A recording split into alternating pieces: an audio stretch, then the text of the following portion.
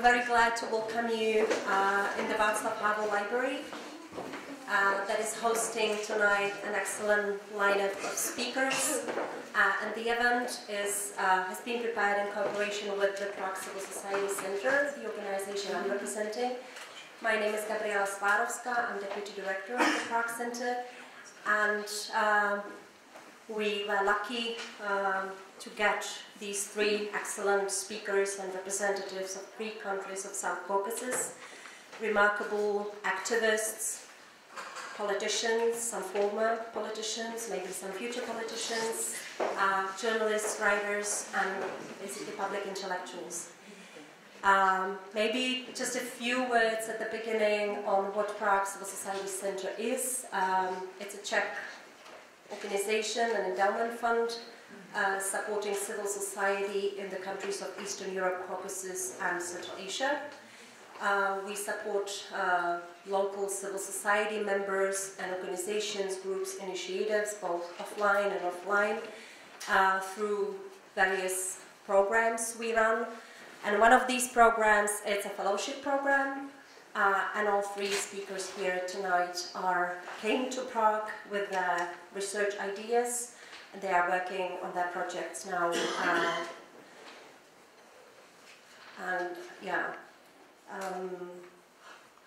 I also would like, obviously, to thank the Václav Havel Library for hosting us and for the excellent cooperation we have on numerous other events and programs, and it's an honor for us to have this excellent partner here in Prague.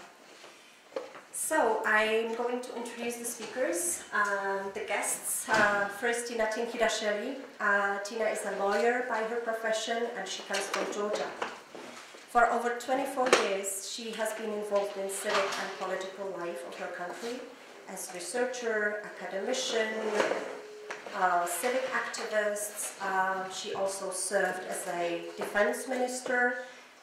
In 2015, she was elected her country's first female defense minister. Now she's back to civil society, and right now she works with Prague Civil Society Center on her fellowship project titled National Security Architecture Under the Constantly Changing Threats and Challenges. Welcome, Tina. Can you maybe briefly say a few words on what is your research project about? Yeah, well, thank you very much. Thank you to the Václav Havel Library and Prague Civil Society Center for this opportunity.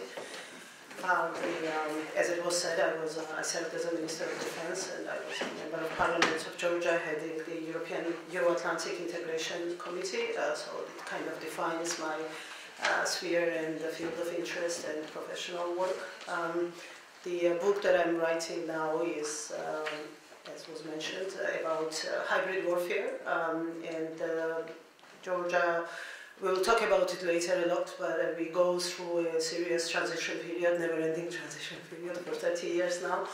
And one of the challenges we are facing at this very moment is that we amended the constitution a year ago, which enters into force after the presidential elections at the end of this month. And it changes completely the security architecture of the country. Actually, it eliminates the entire strategic level security architecture of the country. So this is what my researchers, if there are any countries like that, if there are any solutions to it, if there are any gaps we can fill from the experiences of other countries, not to leave the state, which is basically in a daily war, and which has 20% of its country under the effective occupation that goes through Russian interventions on, literally speaking, daily basis. Right now, as we speak, yesterday, another Georgian was kidnapped by the Russian militaries, and it goes on and on a continuous, never-ending basis. So under the circumstances, eliminating the strategic security level in a way doesn't make sense. But it is already in the Constitution, so we see it as our role and function, and to use all the expertise we can to provide the country with the policy narratives under this changing environment, not to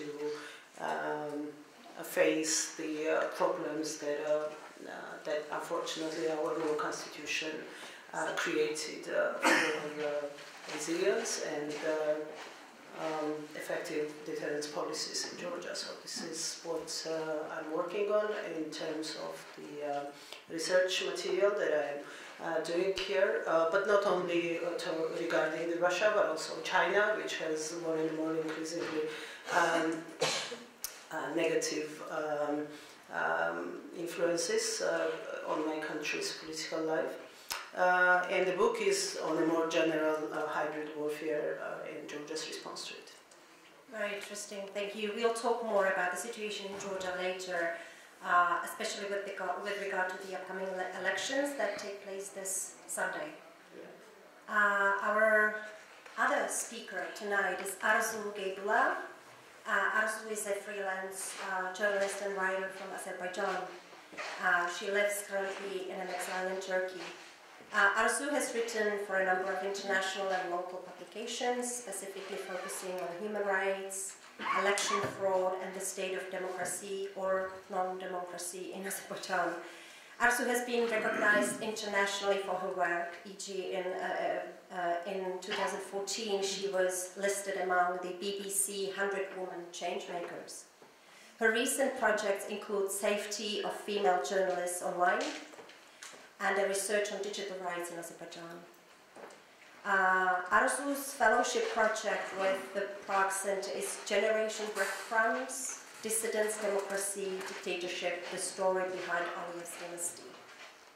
So, another book? That's right, another book. So yes, that's I've come here to work on the book that's been in the making for several years. I first had the idea back in 2012 when I was sitting and having coffee with a friend, and all of a sudden started talking about Azerbaijan and politics, and decided that something needs to be written about the history of the political struggles in the country. And so I started working, and it was back and forth, and for some years I tried to structure it, and I didn't really have much time to actually sit down and dedicate and do interviews for the book. Eventually I kind of gave up on the idea because some of the very necessary material was stolen at a train station in Brussels with my backpack. And so I really lost hope of writing the book, because it really was, it took away all the energy. But then I returned to this idea in 2017, and I'm really happy to be here in order and actually do the work, because I really wanted to look at the post-2003 election with the coming of power of President Aliyev. And look at the struggle of youth activists of various political movements and organizations, and not only tell their story, but also focus on specific issues that were relevant in that particular presidential term. So the book is divided into 4 large chapters. They all represent the presidential terms, and within those chapters I'm telling stories of individuals and trying to address some of the issues that were relevant in that particular time. Will the book be available in English as well, or what is the language of the book? Which language you use to write it? Right now I'm writing it in English.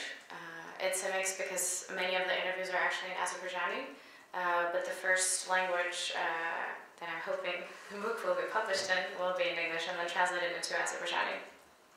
Great, we're looking forward to have a chance to see it. When you expect the book to be out? That's a tough question. I think I need to find a publisher first, but I mean, I'm looking at 2019.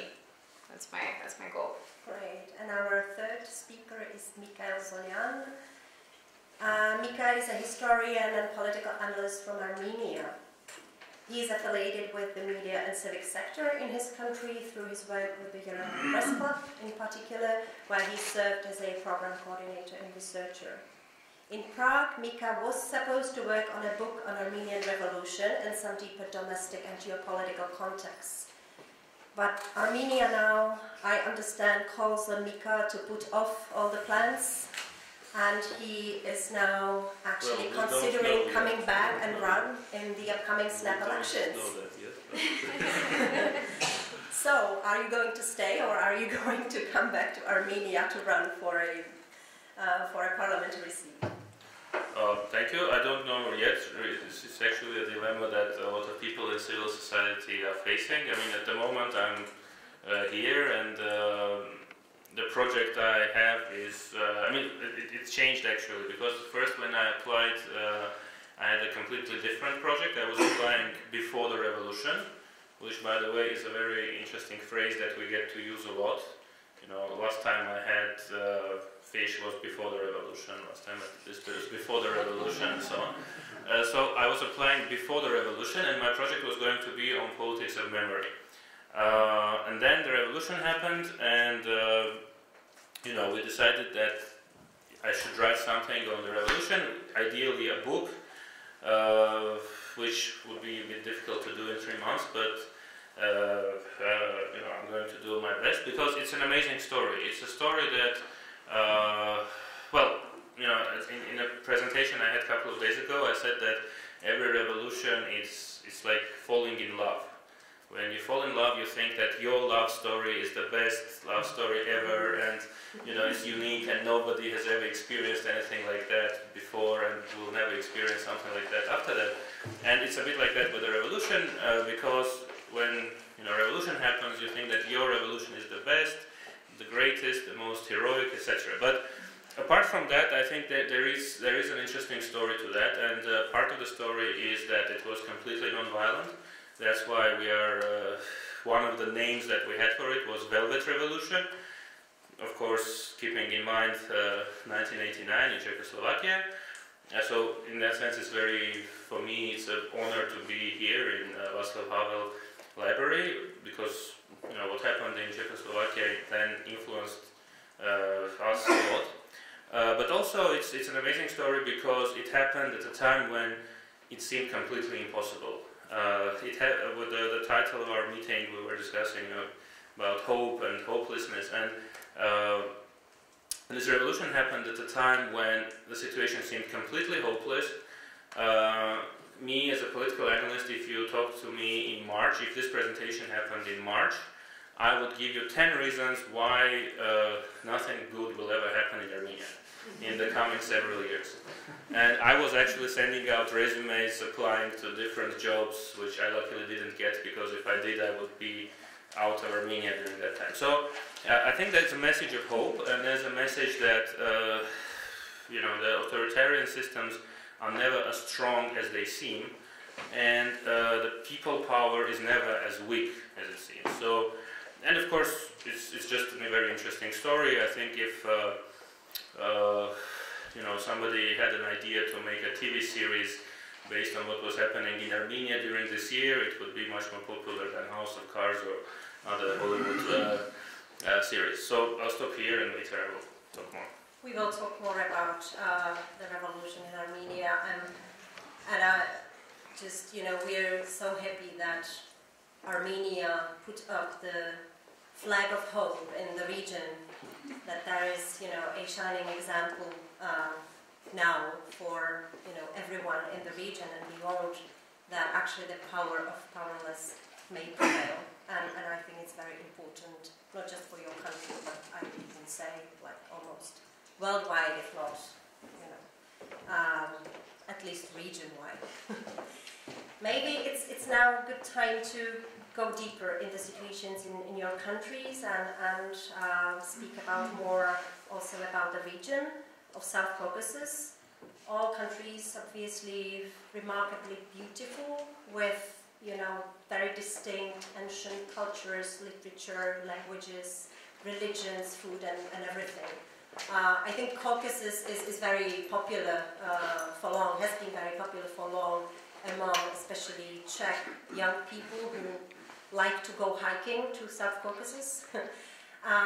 But we are not going to speak about nature beauties, but rather about the political situation and history and the wider context.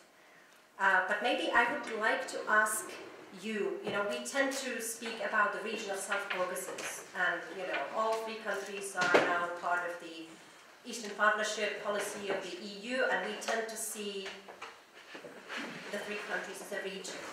But I wonder, you know, do these countries have, what these countries do have in common, in fact, except the fact that they are all located in the Caucasus Mountains, that, you know, your people populated some 3,000 to 2,000 years ago. Is there anything like, you know, you feel you come from the same part of the world, that you recognize each other when you meet on international fora and you think, oh, my fellow Armenian, my fellow Georgian, my, you know, dear Azerbaijani. Do you have anything like that? Do you feel like bold by the geography? Well, it's a very good question, actually, and this question has been asked and answered over and over again for centuries, I would say. There is not much that unites these three countries other than geography. I would say, politically speaking, you cannot have countries apart from each other more than we are, again, except for the political geography. Talking from Georgian perspective, and now I'm speaking politically and state-to-state relation-wise, otherwise obviously, yes, I personally do have this thing. If there is an Armenian and Azerbaijani in the audience, I always look for them, and I always like to share the experiences and videos. You do not escape them? No, just the opposite, just the opposite. I constantly search for them, but politically speaking and how we see the future of our countries, again, that we cannot be more far from each other than we are today. Georgia, the political narrative even opposes to placing Georgia or naming Georgia or mentioning Georgia as a South Caucasus country. We do not like being called South Caucasus country. We are Black Sea country. This is how we define ourselves. Black Sea, if we talk geographically speaking, then Black Sea is the one we identify ourselves with and we see our future in.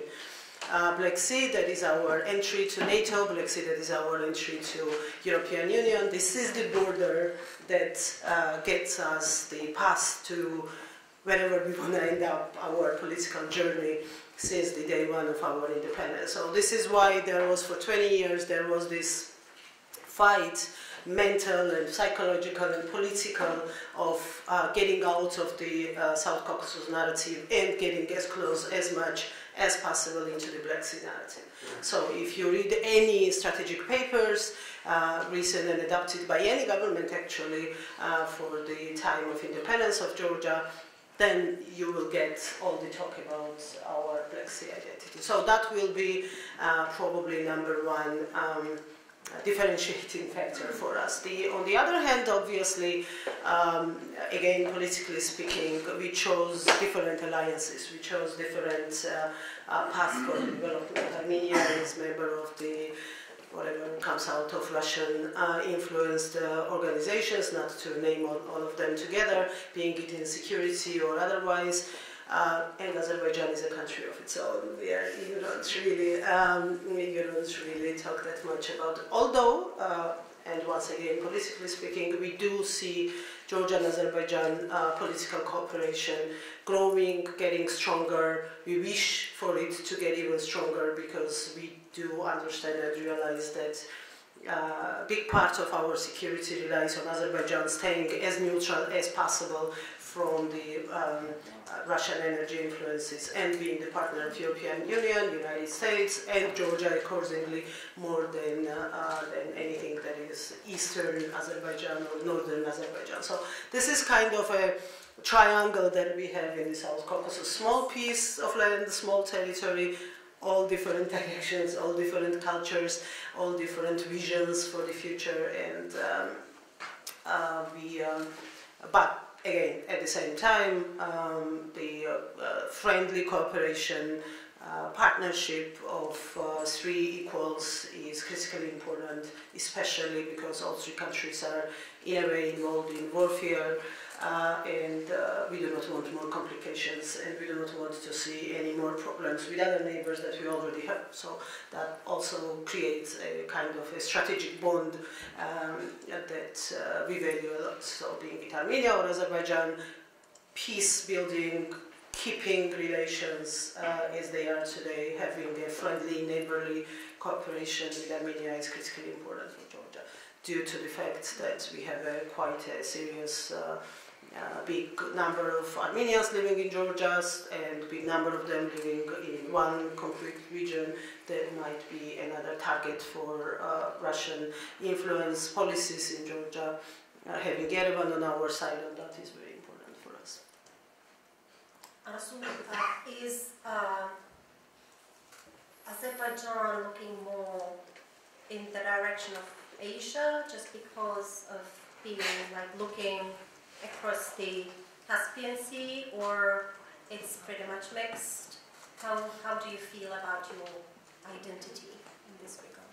Well, I mean, if you think of the European Games, Eurovision Song Contest, Formula One, and all these recent international events that we've hosted, definitely looking towards the West or Europe, and having this image fixed as this epicenter of all these things happening.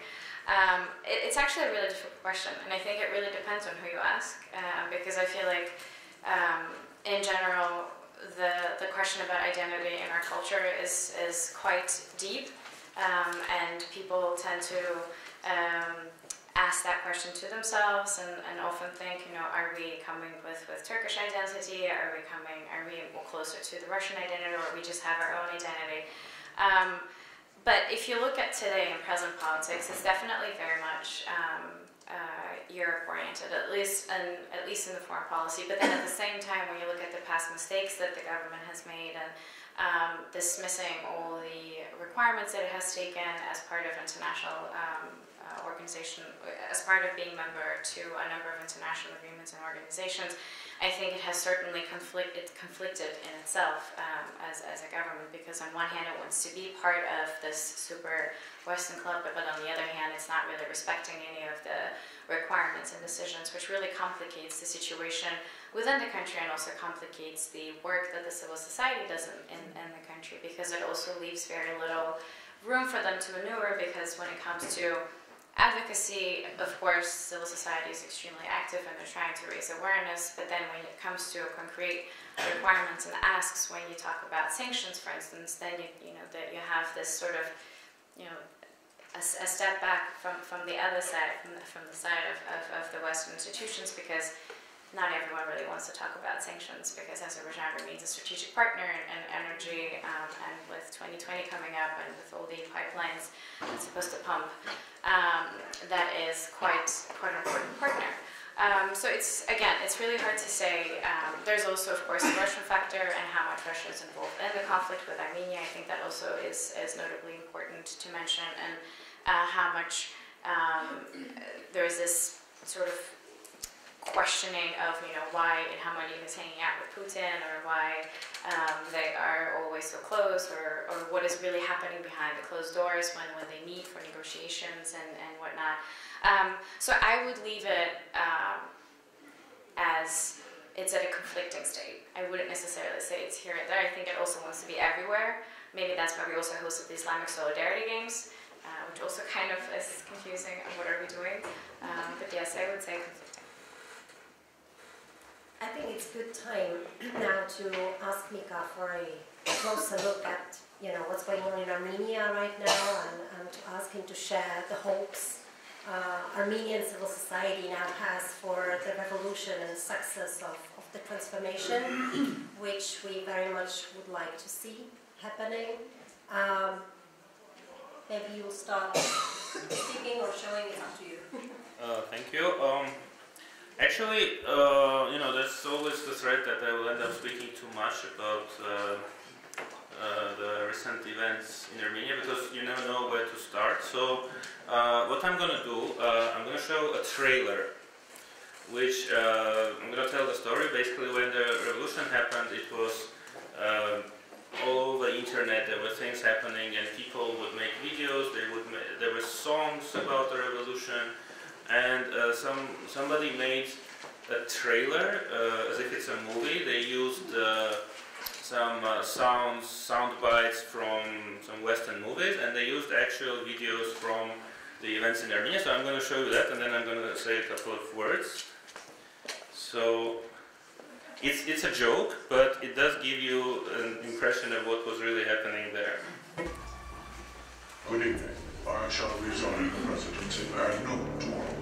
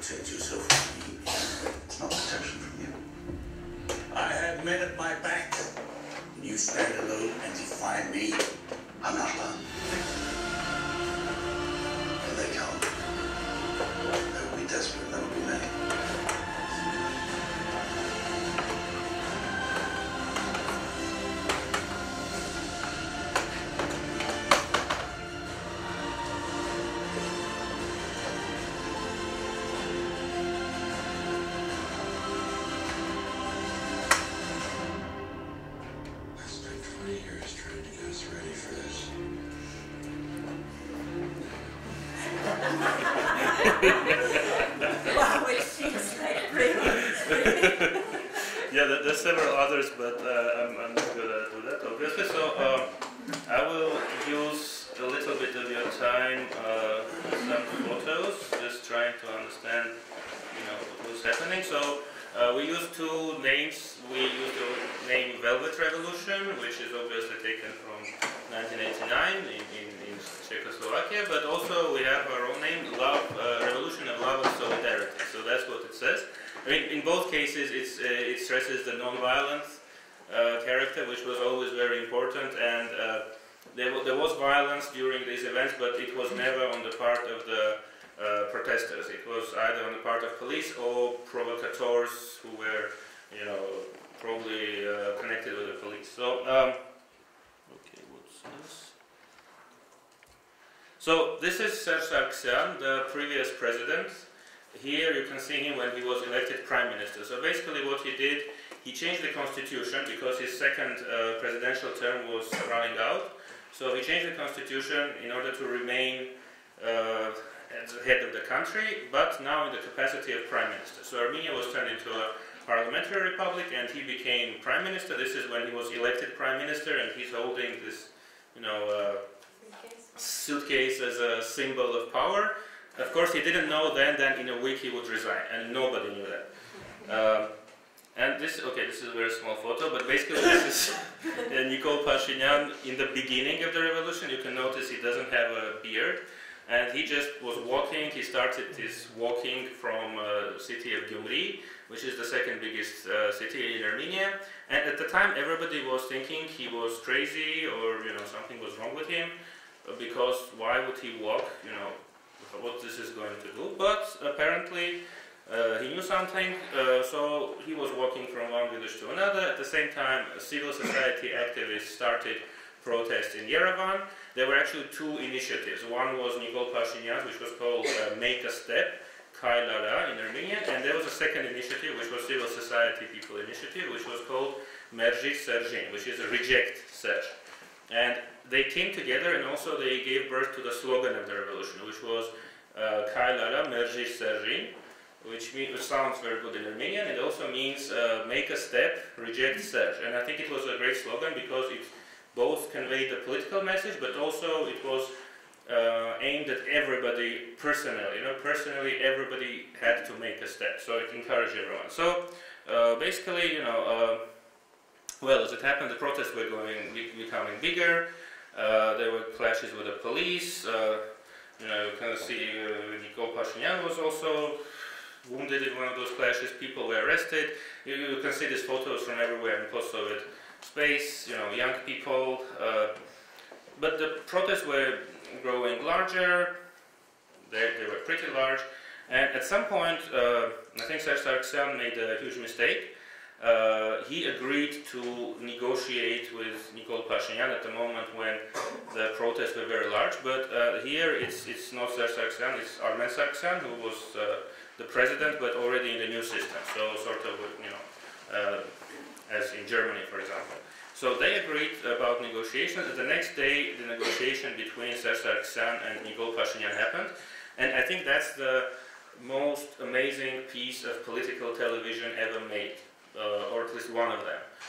Unfortunately, I didn't find the video of this negotiation in English. I have one in Russian, but I can send you the link later. So basically what happened, they negotiated for 2 minutes, and then Serge Sargsyan walked away. And you can see here, the picture says a lot. And this is after Serge Sargsyan walked away, Nikol Pashinyan stayed in the room, and the journalists stayed there. They didn't follow Serge Sargsyan, they stayed in the room asking questions to Nikol Pashinyan, because already at this moment it was obvious that Nikol Pashinyan and the protest movement was they were the ones who really had power in the street. But of course, not everything was very easy. Here, probably a couple of hours after the negotiations took place, Pashinyan was arrested, and in these 2 days, most of the leaders of the revolution, activists, leaders, several hundred people were arrested. So the situation, it seemed like the government was planning a violent crackdown, But then that evening, the huge rally took place. When this arrest of the leaders, it became a motivation for people to go out in the street. And this was one of the hugest rallies. None of the first top leaders were there. People who were speaking at the rally were usually like from the second, tier of the movement, but it didn't matter.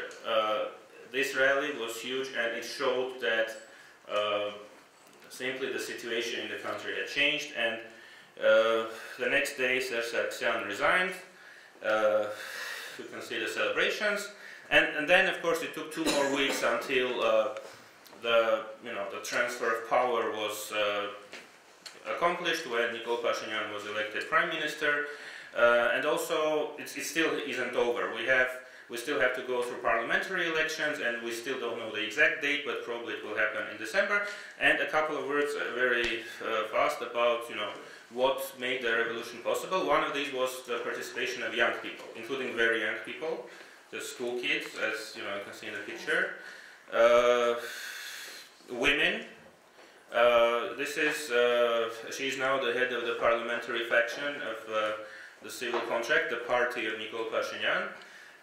There were a lot of women in the rallies, which is quite new.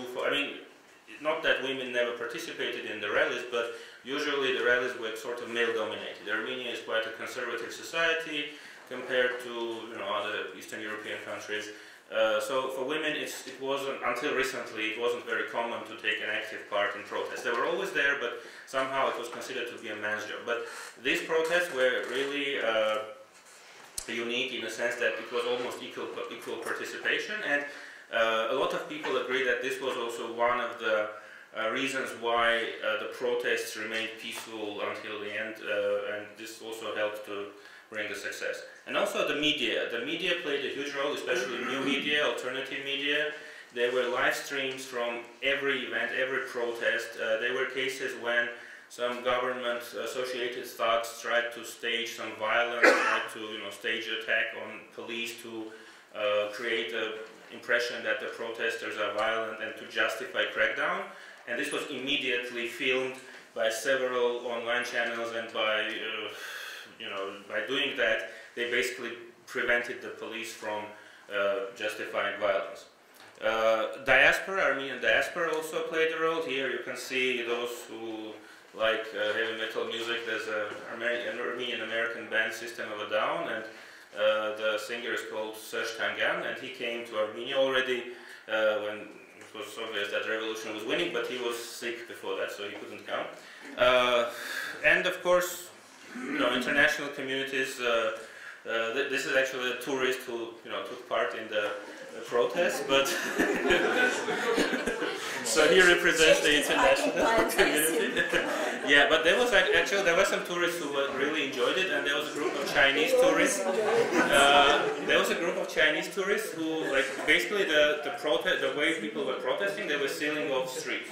So closing the street. So some Chinese tourists, they just closed the street for the traffic. And they said, that's what people do in this country. We just want to experience that. But of course, apart from this guy, there was also big attention of international media. Not from the first day.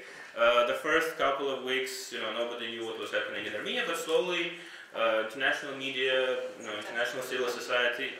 Prague Civil Society Center was with us from the very beginning, and they did a lot to attract more attention. And finally, of course, there was a lot of hype about that. We have now Dukhov. This was certainly, it was the slogan of the revolution. We have even a comic book about the revolution. It has become sort of a brand. But of course, there's much to do, a lot of work to do, and probably about that we'll talk later, because I'm already taking too much time. Thank you. It's fascinating. We enjoy all of us, I assume. But I move to Tina now, because it's been 15 years since the Rose Revolution in Georgia, and Georgia and civil society in Georgia faced already difficult times. So now, before the presidential elections this Sunday, what are the issues at stake? Yeah, well, the journey of Georgia since the day one of independence was very similar to what we've heard from Armenian story. There are just two pictures I'm going to show. My presentation is not going to be that picturesque. This is the country. We can say easily it's from the main square in Tbilisi, but it was exactly the same picture all over Georgia in 2003 during the revolution. And the other, this is 2012 during another, in this case, electoral revolution that took out the Rose Revolution heroes from the power and brought other revolution heroes to power. And again, this picture, you can see it's never-ending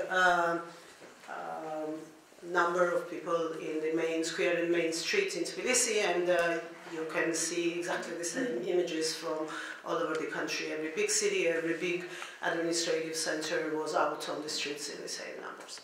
The journey of Georgia since day one of independence was from one revolution to another. Unfortunately, we never managed to have any change made in a normal European democratic way when you have ordinary elections, people going into ordinary elections, making positive choice for the policies or parties or candidates they want to vote for. For 30 years, we've been voting against somebody in every single election that was determining the future of my country over the years. So unfortunately, this pattern characterizes the best the democratic transition of Georgia. And we have developed some kind of revolution fatigue in a country that we don't want to go on this fourth or fifth round again because we've all seen that we start pretty well and then continue exactly the same way as why we started the revolution in the first place. So we had first democratic elections in 1990, which brought the national movement parties, dissident parties into power. Their political life was pretty short. It was cut short by the military coup that happened in 1991. Then we had militaries in power running the country. Then Shevardnadze came back, and the new era of Georgia started in 1995 with the democratic elections. Well, democratic Soviet way elections that brought Shevardnadze and his party legitimately, in this case, to power. But lots of important milestone events happened in Georgia exactly in those years. First of all, we passed the first constitution of independent Georgia. We established institutional system of the country, at least whether they were working or not, that's another story, but at least we've said on paper, okay, here is the parliament, here is the president, here is the government, here is the constitutional court, judiciary, prosecutor's office, this and that. So the whole democratic institutional structure was set out in the new constitution. We've exactly at those times, we became members of the Council of Europe. That was kind of a first step, first European a step made by Georgia. It happened in 1997, and then at the Prague summit, Prague NATO summit, we've knocked officially on the NATO doors. We officially announced the political decision of Georgia to become a member of NATO. Exactly the same, almost the same time happened with regard to European Union. So there was this big strategic positive in a country. We've worked hard as a state together with Azerbaijan, obviously, in that case, for Baku-Tbilisi-Ceyhan pipeline projects, and there was a historic Istanbul summit. We are together with President Bill Clinton. The decision about withdrawal of Russian forces from Georgia was taken. So lots of very important, positive, strategic decisions. At the same time, country was dying from corruption. We were forming kleptocratic regime in Georgia. Police brutality was on its highest. We had prisoners falling out from the high floors of the police departments in different cities of the country, and the only excuse the government had was that, oh, probably we need to move investigative offices from the 6th floor to the 1st floor.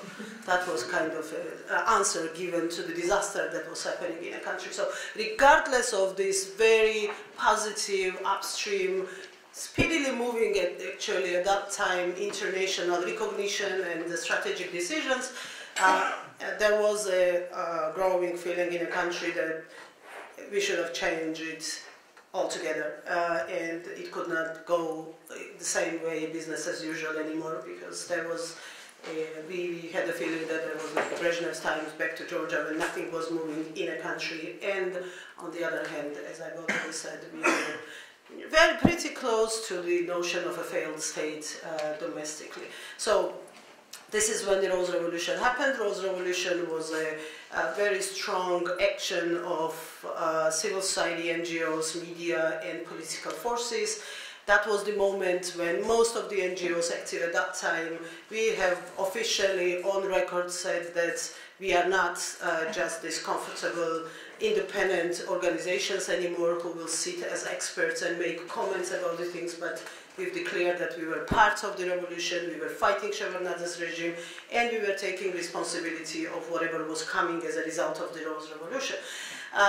So that was this moment of time in the Georgian civil society development when we actually took a position, and a very strong position, to the matter of the case. So we, depending on our professions and in the field of our activities, we took initiatives for the success of the Rose Revolution. Anyways, you all probably know, 23rd of November, the big day for Georgia, Shevardnadze resigned. Well, he actually officially never resigned. He said, I'm going home. That was his resignation. When the journalist asked him, leaving the parliament, where are you going, Mr. President? He said, I'm going home. He never resigned, but the Speaker of Parliament at that time, who constitutionally is the substitute if the President is not there, has announced that the President is incapable of carrying out his duties, so she took the power and we had presidential elections. And then next story of Georgia continued, and I can repeat exactly everything what I've already said about 95-2003. We had a very upstream, very rapidly moving international recognition again. Probably Misha Saakashvili was the only politician in Georgia who enjoyed equal, unquestionable support both domestically and internationally, which he wasted dramatically altogether. But he did so because of that. First couple of years after the Rose Revolution were marked with an incredible success, especially on the international level. So that's when we got closer to all our Euro-Atlantic ambitions. That's when petty corruption was completely eradicated. There were dramatic reforms in the police, military, civil service, and every Georgian citizen would have felt the benefit of the Rose Revolution definitely in their everyday lives. It was not just some distant development somewhere out there internationally, but they physically felt it in their daily lives. They were not paying bribes anymore when they were getting driver's license or passport, or I don't know, when they were dealing with the police in police stations. But again, the story repeated itself. That was a positive phase of the Rose Revolution. Government, on the other hand, you had a growing elite corruption, substituting basically this petty corruption that we had before. We had a growing torture and brutality at the various confinement places, being it prisons or the police.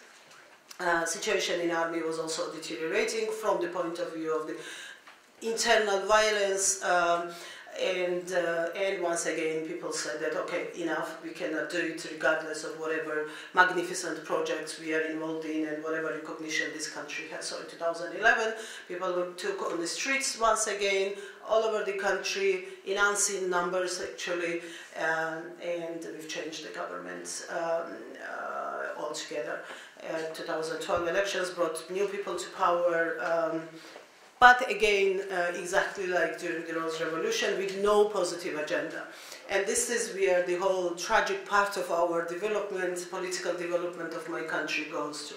We get together completely different political parties, completely different ideologies, basically having nothing in common with each other other than the desire of change, desire of having a new start, fresh start for Georgia. So, seven-party coalition came to power, and it took quite a lot of attempts and lots of work for many of us to form some kind of a positive agenda that the country would run on after the elections. So now we have presidential elections next week. These elections, legally speaking, are for a position that means nothing in terms of decision making or in terms of changes for the country. We are electing president, as I've already said, last year we changed the constitution, and this is the first election under the new system. Our president has very symbolic powers, even less than the president here in Czech Republic. It has absolutely no authority towards any traditional. He can't even appoint the ambassadors, for example, which will be the most common thing in many countries where you have parliamentary republics. But because of the peculiarity of the situation, downfall of the popularity of the ruling party, very strange candidates that they put up, these elections became kind of a referendum about the future, strategic future of Georgia. We have, for the first time after 30 years of independence, the presidential candidate who runs on very strange agenda. I hesitate saying pro-Russian agenda because that will not be true in a technical understanding of this word. But every time she speaks, she pleases Moscow, and she goes in line with whatever Russia's message is against Georgia internationally. So she basically, as if it is written somewhere for her, the script, and she just reads through the script, goes all in all about the wishes, desires, and main arguments of the Russian Federation. Just to give you an idea, for example, she officially blames Georgia for starting war, but it does not stop there. She officially blames Georgia for bombarding its own peaceful population in Trinwali. That is complete lie, this is the argument used by Russia in international courts for justifying their intervention in 2008 August, and that's kind of an argument she supports. The Hague International Criminal Prosecutor's Office already took her comments as a part of the case, which is open in Georgia, and probably if she will become commander-in-chief, she will be used as a witness against Georgia by the Russian authorities. Of course, I'm speculating on this part, but as long as her statements are already official parts of the case, we are not that far away from it. On the other hand, from the former ruling party, we have a candidate who was, this lady from the current ruling party was the foreign minister of Saakashvili's government, and the guy who runs for the United National Movement, the Misha's party, was also a minister of foreign affairs of Saakashvili's government. He was Russian citizen 2 years after the war, so I think it explains a lot about him as well. For 2 years after 2008 August war, he thought that Russia was his homeland and could not give up his citizenship. So these are two front runners in the presidential campaign. None of them have a chance, if there are honest elections, to win, or anybody else to win in the first round. So we will see what will be the results. The government and ruling party are very determined to have it all finished on 28th of October. They published the polls which put their candidate on 53%, and if we consider the previous polls they published during the parliamentary elections, we are even like every single digit of the polls was matching the digits of the election results. We can assume that that's the number they are looking for, and that's the number probably they will get out after the elections. And if it will happen, probably we will go for the circle of the revolution, because I don't believe that people will just swallow that level of falsification. Again, I'm not saying it's not going to be falsified, but if she wins the first round, then it will be very difficult to convince anybody that there was an honest election. So this is where we are now. There is just one half-a-minute video I want to show you to give you perspective where we ended up from these days, from the days of Georgia fighting for its progressive future, actually, and for its European and NATO future. This is the courtroom 3 days ago of a guy who was arrested, and you will see from the video why he was arrested. You don't need to be explained, and unfortunately it's a very growing tendency in Georgia now.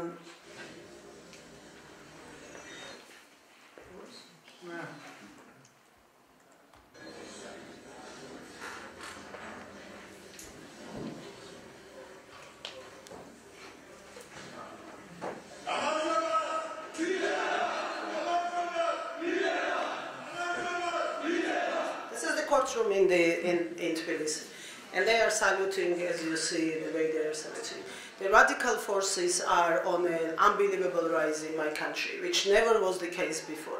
This is one of the scariest parts of today's Georgia.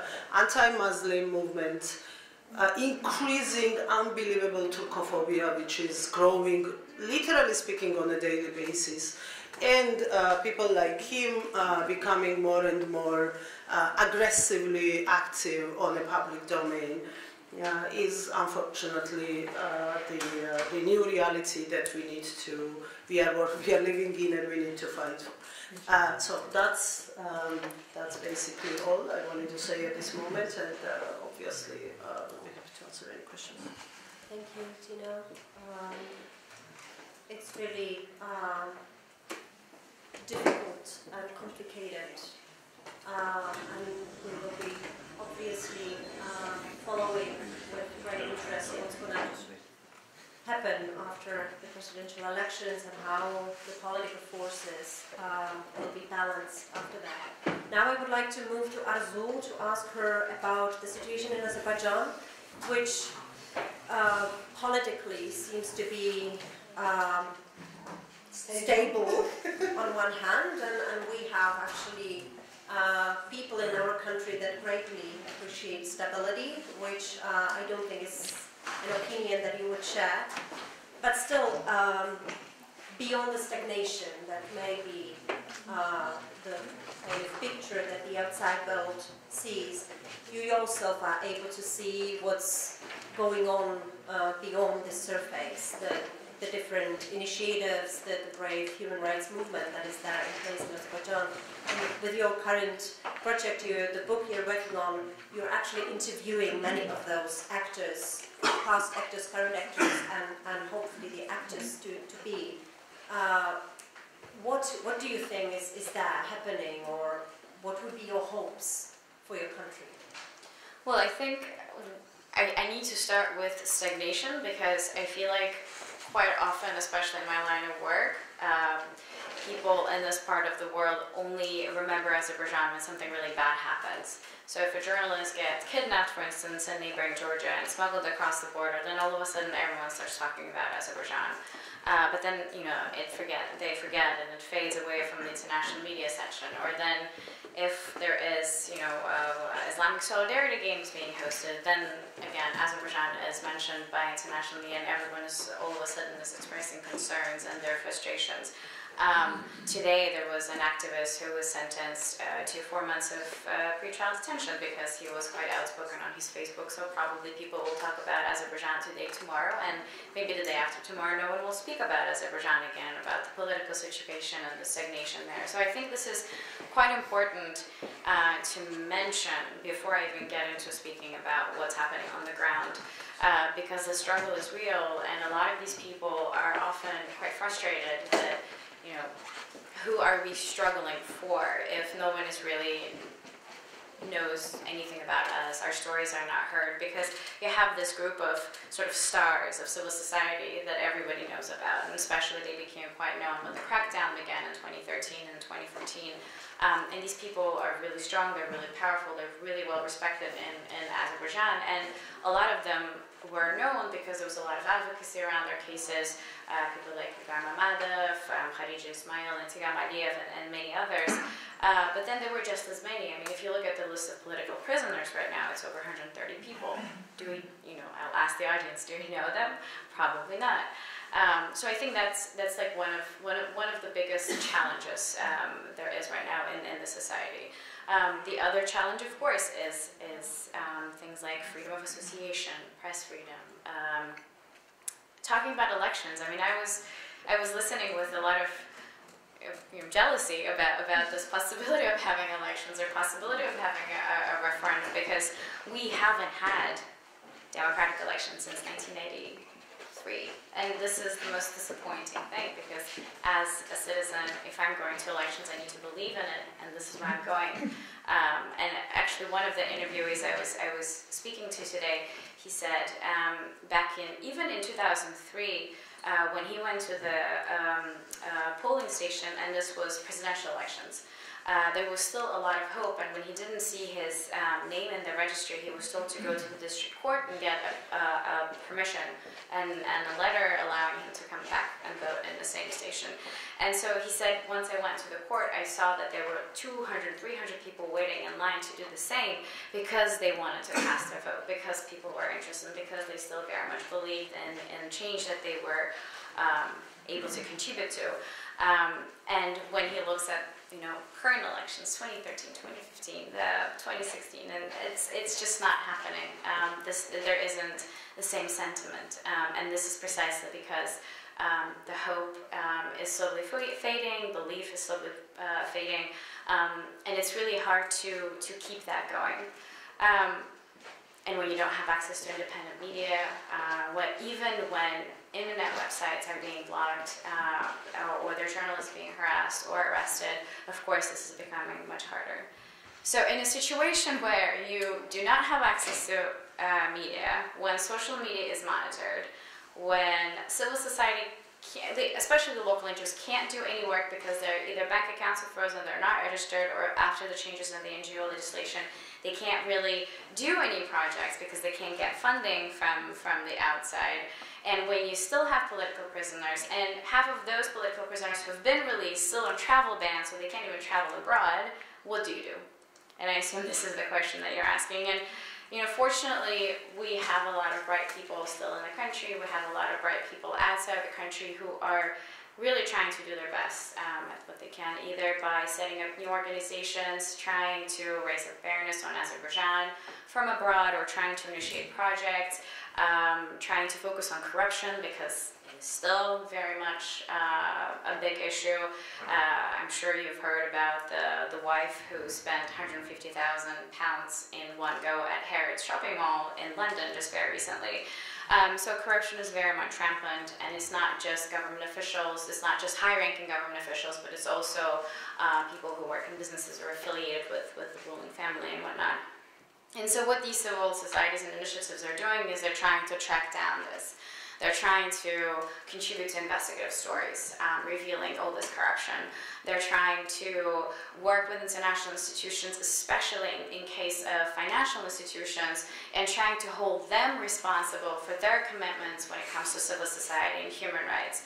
Especially if you look at EBRD or Asian Development Bank and you look at their commitments, you see that, yes, civil society is there, and yet they are one of the main donors and one of the main funders of the pipeline projects, and they still continued funding despite EITI taking Azerbaijan off its membership. And that was, I think, one of another disappointments to the civil society based outside and inside the country to see this happen, because no one was really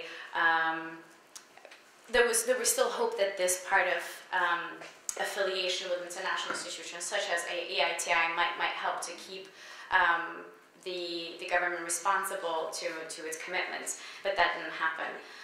You have pockets of media outlets here and there who are trying to do their job. I mean, I need to thank and probably pay my great respect to the Azadlık service of Radio Free Europe, because their office was raided. Their key investigative journalist and former head of the office was arrested. Khadija Ismailova, many of you probably heard her name. She can't travel, even though she's been out of jail.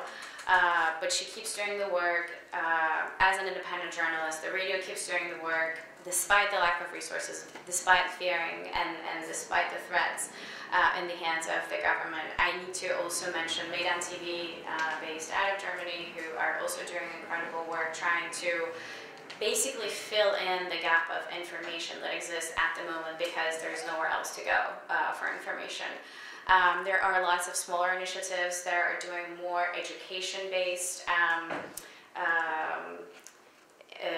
knowledge exchange. They prepare these videos on what is democracy and what is free and fair election, what is liberalism, and they're trying to put this in the format of animated videos to actually reach out to younger population, because they're the next generation who will have to also know how all of this works or doesn't work in the country.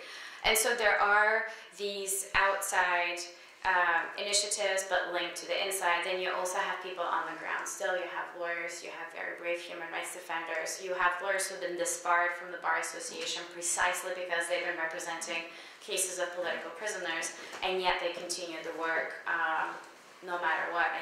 And again, respect and gratitude for the work that they're doing, because it's still very important. And then you have organizations that have regional outreach, because working with regions in Azerbaijan is extremely important. You have you have this hub where everything is happening, which is Baku, and then you have everywhere else where there's so much potential, and yet it is not being used, not because people are not interested, but simply because it's the access.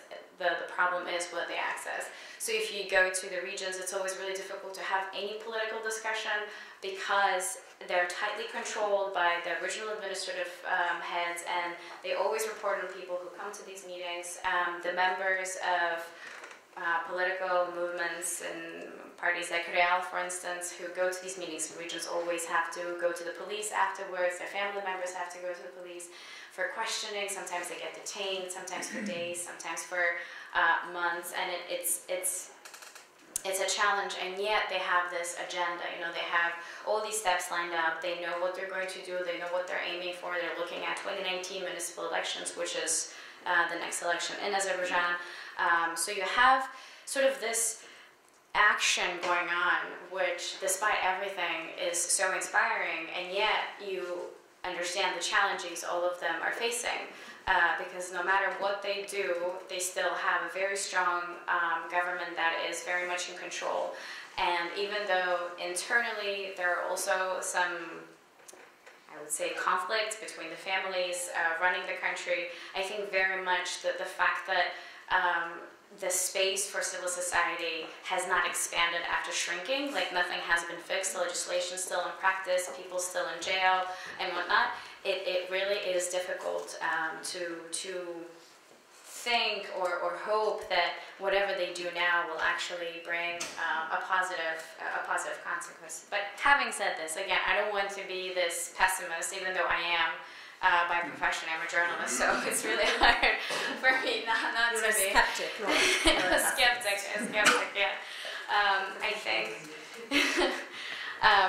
just again, as you mentioned, doing these interviews with people who were active in the mid-2000s, with people who are trying to do work now, I feel like there's so much potential if only there was a little bit more freedom, if only these people were actually allowed to do what they're really good at doing, and they're really good professional, whether it's lawyers, whether it's people who work on gender or youth or education. I mean, it's all there, and it might be happening on a bigger level, hopefully, someday, but right now it's all sort of from these small pockets of initiatives that I'm certainly quite hopeful, and trying to do my best in helping, whether it's telling their stories or introducing them to international partners and whatnot. So I mean, it's difficult, it's challenging, and every time I'm asked to speak about something positive, it's really hard for me to draw this positive picture. But again, being connected to these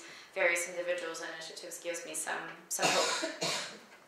Maybe you would like to show a few pictures you brought, just to illustrate the creative potential. The creative potential.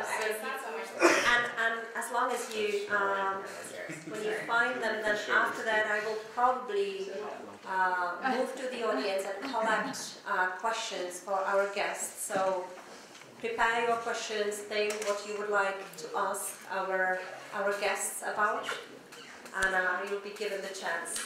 I mean, I don't know if this is creative, but this is definitely, I mean, this turned into a meme today because President Havel went to the opening of another e-government office in Imishli in Azerbaijan, and there he met Sophia. I don't know how many of you are familiar with Sophia, but she's the robot. I still call her she, and I keep catching myself that I do that.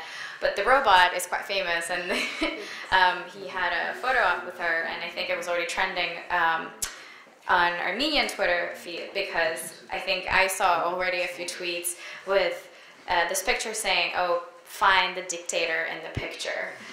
So, they're making their own. I mean, this is not so much funny, but it's actually quite an interesting social video.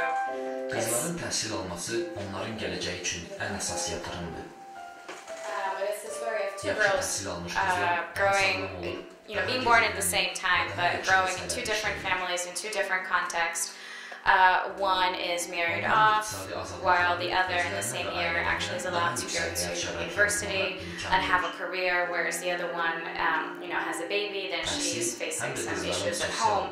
And very much like in Armenia, Azerbaijan is also quite patriarchal and quite conservative, and there's always this clash between modern and yet old, and especially in the case of women, that's a problem.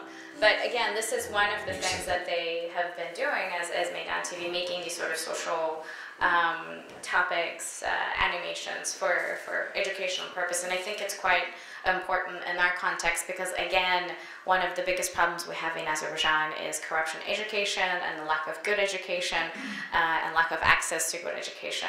And those initiatives that existed before, like for instance, Afu Feythat University shut down, and that was a really great idea that was started by people who've been educated abroad, who came back and who started this open school. Basically, it was open. They would have lectures twice a week, and it was open to public, and you didn't have to be a member of the political party or the youth movement itself that started it. And they would talk about these issues. They would talk about gender equality, they would talk about women's rights, they would bring speakers who would, talk about economy and human rights, and it was creating the space for students, especially university students, for education that was otherwise not available to them in their own schools. And I don't know if I should show this one. Oh yeah, this is the lady who was shopping at Harrods, and this is a cartoon by Gündüz, who's quite a well-known cartoonist from Azerbaijan. And so this is the wife, and the guy whose eyes are tied, he's the husband who's in jail right now. I'm not going to show this video because I think I've already gone too far, but I would like to leave it here because I feel like this gives a good starting point for Q&A. Thank you. Okay, so I'm turning to the audience. I have a lot of questions myself, but I think it would be fair to give a floor to you and give you a chance to ask questions because it's been so interesting what we've heard here, and it may raise a lot of interest. Do we have a mic?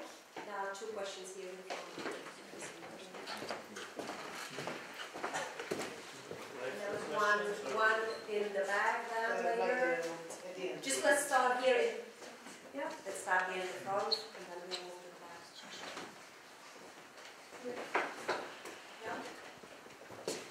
Thank you so much. My name is Valeria Karablova. I'm from Kiev. Probably it's not only my sort of affiliation, but it explains the standpoint I'm coming from because, first of all, thanks for all of you for fantastic presentations. Following up on your metaphor of being in love again, I have this feeling that we are discussing the essence of romantic relationship with two people in different stages of life. The one has just been engaged, and the other one has passed through divorce. And you cannot find much points in common. So my first question is to Tina. What do you think? How to escape this vicious circle? What is our systemic error? Because obviously, when this excitement is changing with disappointment, and we see that the system is adjusting quite efficiently. But are revolutionaries learning from their mistakes? Do we know what to do except of taking to the streets? So how to make a change in the long run?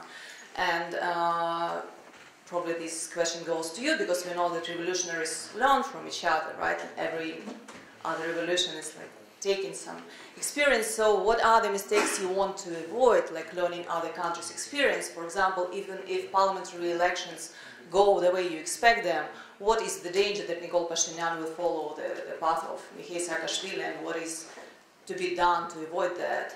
And the question, if I may, I wanted to quickly ask about Azerbaijan. What is your explanation why it's not happening in your country? I know it's like a very annoying one, but theory suggests someone like talks about oil curse, right, and the whole economy structure that devaluates the voices of ordinary citizens. Someone calls like Huntington's style that it's about religion, whatever. So what is your explanation to that? Thank you. Thank you, Valeria. We'll collect a few other questions.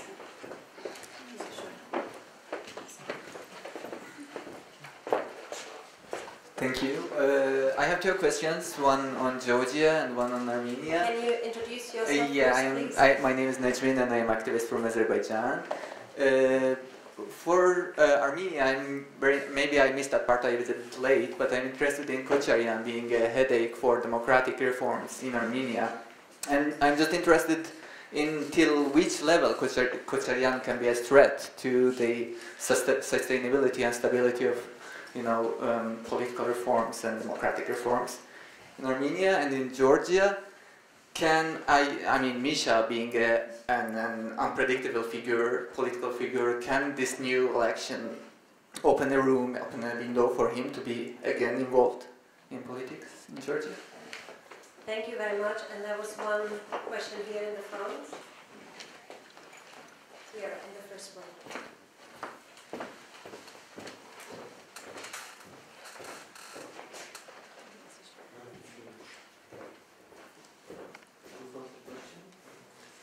Before me. Do you want to ask a question? Yes, thank you very much. Thank you for the very interesting... Can you introduce yourself? Yeah, sorry, I'm Václav. I'm from Czech Republic, and I suppose I'm an activist, but I don't know. So thank you very much for practical information about the activism in your country. I think I have two questions, one for Madam. It's about Mr. Saakashvili, about her opinion why he wasn't successful in Ukraine, like he was successful in Georgia, combating the fraud. And for you too, I have a question about Nagorno-Karabakh. If it isn't a time that Nagorno-Karabakh is autonomous region for you both.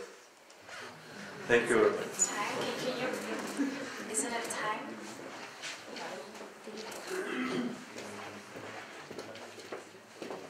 Maybe you can specify the question.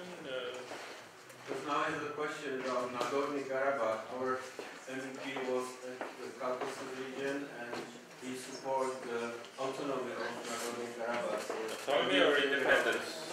Independence or autonomy? Yeah, independence, sorry. I don't know English very well. So Thank you. And I saw the last question, one more question in and then we'll move to the... Good evening, my name is Yerevan Press Club. I'm a citizen, and I have a question to three of you. What do you think about the current situation in Eastern Europe? I mean, Hungary is reducing the democratic values, Czech Republic is refusing to receive refugees from non-European countries, and do you think the current situation in Eastern Europe, like in Poland, Czech Republic, Slovakia and Hungary is somehow threatening the democracies? Today said Mrs. Madeleine Albright that the undemocratic reforms in current Eastern European countries are threatening the democratic values in Eastern Europe and can also affect in neighbor countries too. Thank you. Thank you. We have our own reasons for concerns about democracy and the future of this country, but maybe pick up whatever question you would like to answer, and then I'll remind you of those that won't be things. Well, I guess why it's not happening in Azerbaijan should be the one that I address, rightly so. I mean, there are a number of reasons why it's not happening. But any of those reasons might also be completely wrong, and tomorrow if I wake up and there is a revolution in Azerbaijan, I should not be surprised. But again, that's an optimistic point of view. I will give you the skeptics' overview of why it's not happening. The fact that for a similar revolution or an uprising to happen in Azerbaijan, we need to have a very strong civil society. we need to have really strong opposition, and we need to have a really strong backing. Right now, our civil society is quite weak, and our opposition is quite weak. You need to have a really strong leader. We have, I believe, alternative strong leaders at the moment, but for them, in order to be able to do something, you need to have an awakening within and among the people. Now, one of the biggest difficulties of having even a smaller protest in Azerbaijan, the people are extremely afraid of taking the streets, and this is not because that they're afraid of not being able to, not succeeding in what they're going to do, but actually losing their jobs, having their family members get affected by the fact that they were on the streets, get arrested, get thrown out of country, and whatnot. So that. And then you have an overall fear of not being able to have an impact. We have a history of people taking the squares. It's not like it has never happened, but I feel like the way to describe it is a lost momentum. I feel like we had a momentum in 2003 when we had presidential elections and mass protests. We lost the momentum. Similarly in 2005 when there were a number of rallies and big movements, we lost the momentum. Again, arrests, perhaps not determined enough opposition to actually take it forward. And then fast forward to 2013, which is when we had the most recent sort of on the bigger scale uprising. We had smaller uprisings in regions in the country for economic reasons. People are concerned about the future, especially with the devaluations that happened in 2015 and 2016. But before that, I don't know if you're familiar, but there was a rally that was organized in 2013 that had quite an impact on the people because it actually did bring thousands of people out into the streets, and it was against the deaths of conscripts who were killed in non-combat deaths. And it was triggered by one conscript body being returned to their family being extremely surprised about why their 18-year-old kid died 4 months after going into the military. And they didn't believe the medical report that was given by the army, which said that he had a heart failure. He was a perfectly healthy man who went into military service. They didn't believe. They opened the body, they gave it to autopsy, and looked like he actually died from internal bleeding from beating that he took. And that triggered a mass unrest, not in the sense that people were completely out of their homes, out on the streets, but it definitely triggered an unrest on a scale that hasn't happened since 2003, that hasn't happened since 2005. And it was for one very specific but very important issue, because army is extremely important in Azerbaijan. And the way the government always speaks about the army, the way how much money goes into the army and reforms within the army, it made a big impact. And it actually did have results.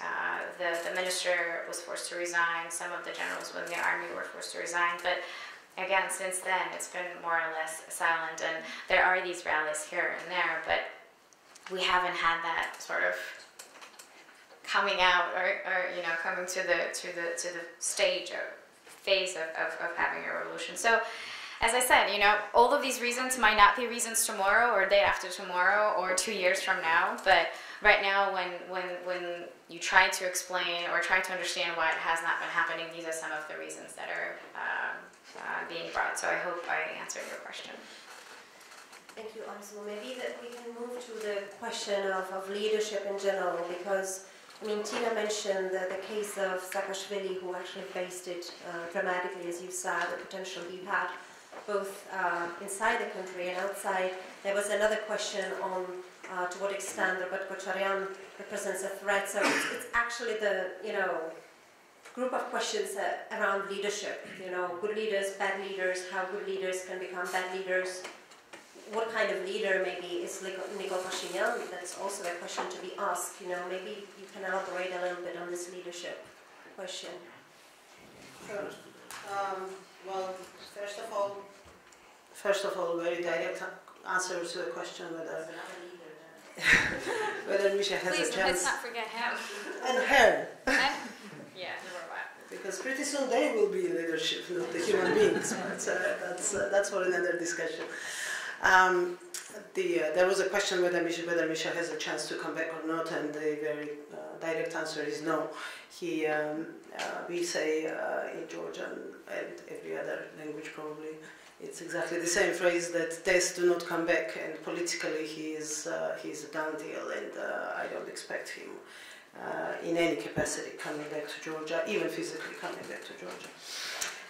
As for the, to answer the rest of the question about the leadership and the vicious circle that you were talking about, and why Misha was successful in Georgia and not in Ukraine, although there are serious question marks about him being successful in Georgia as well, because success is not something you wait by first days or first weeks, and then whatever happens after that doesn't matter. Overall, his success, unfortunately, was not necessarily there. I think that and it kind of answers the whole leadership question as well. The major reason for post-Rose Revolution big optimism and success was that Rose Revolution happened as a matter of several rounds of victories by the people. Not necessarily only by Misha, but by the people. Rose Revolution was not one-time event when things were happening, and then, like Arzu was saying, if tomorrow she will hear that there is a revolution, it won't be unexpected, but this is not how Rose Revolution happened. It was not like unexpected that one morning we woke up and there was Rose Revolution, or like in Armenia, exactly. No, Rose Revolution was the result of 2 years of consecutive victories.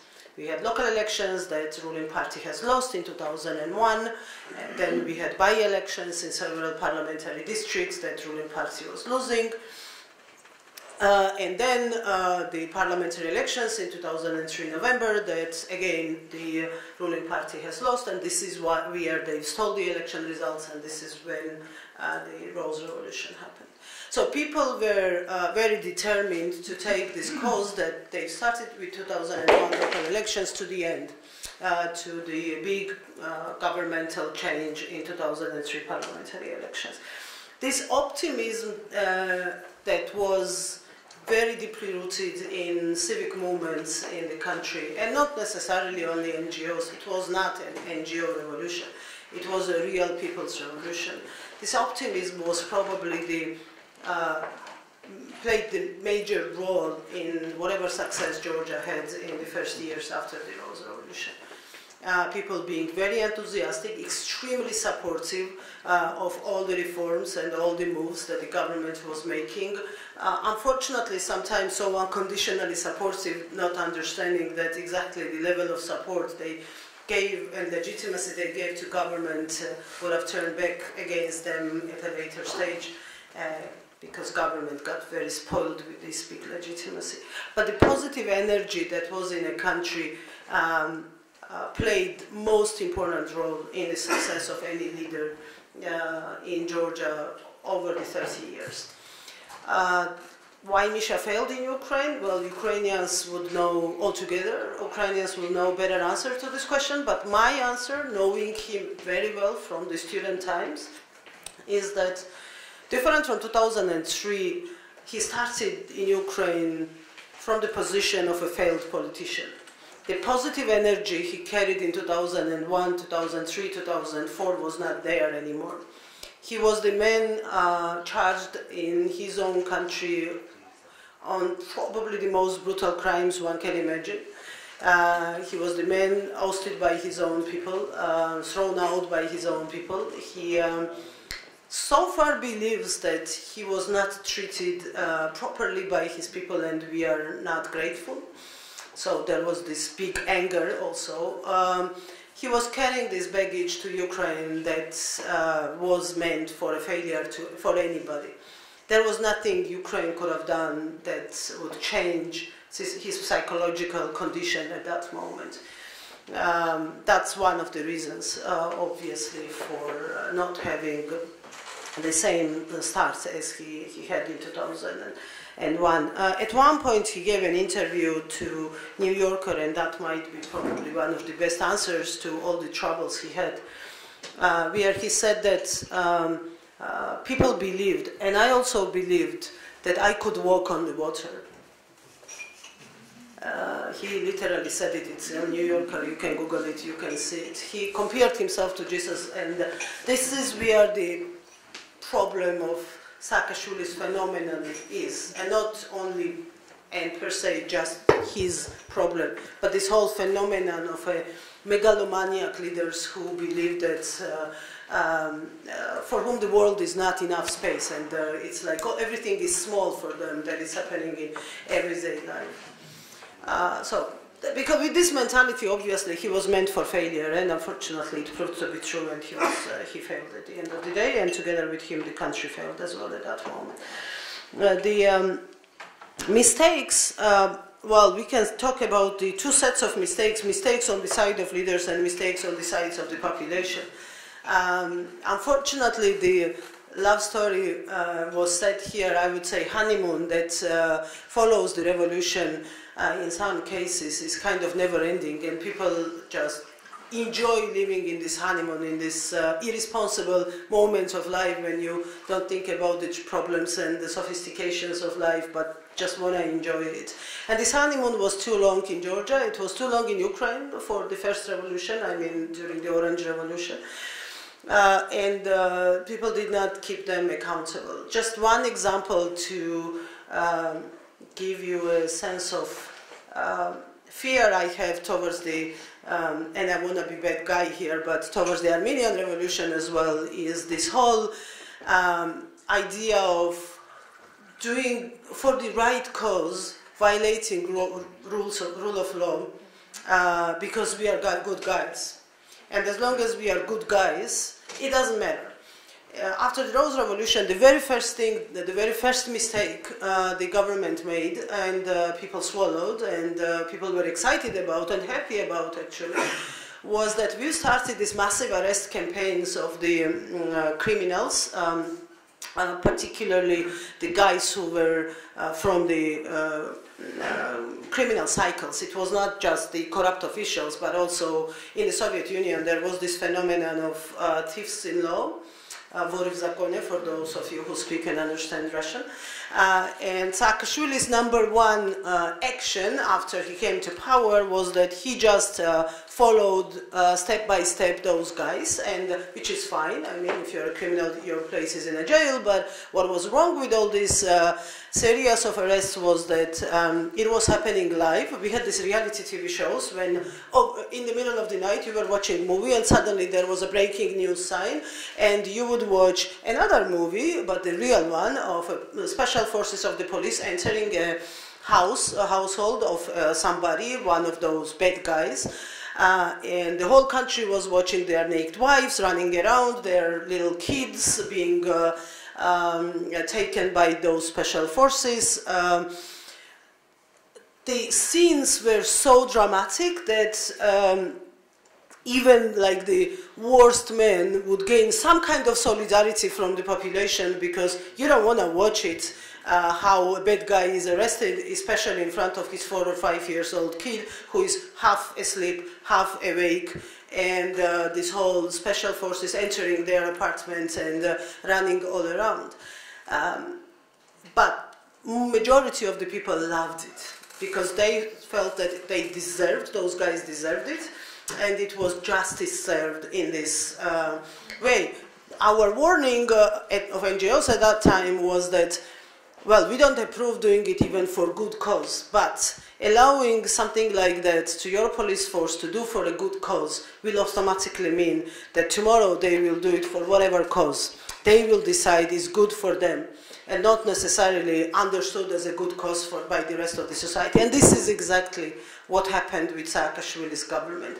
They've started those illegitimate, legally speaking, absolutely illegitimate arrests, and imprisonment for a good cause, torture of those guys for a good cause, for extracting the information, and then they've continued on, and every other police officer or prison official was repeating exactly the same for his own personal benefit. If there was his neighbor he did not like, he would do exactly the same to his neighbor he did not like. It's like in 30s in the Soviet Union, when it all started with the enemies of the nation, maybe even the real ones, but then continued to the revenge towards your neighbors and friends and whomever you felt you had authority over and could do whatever you wanted.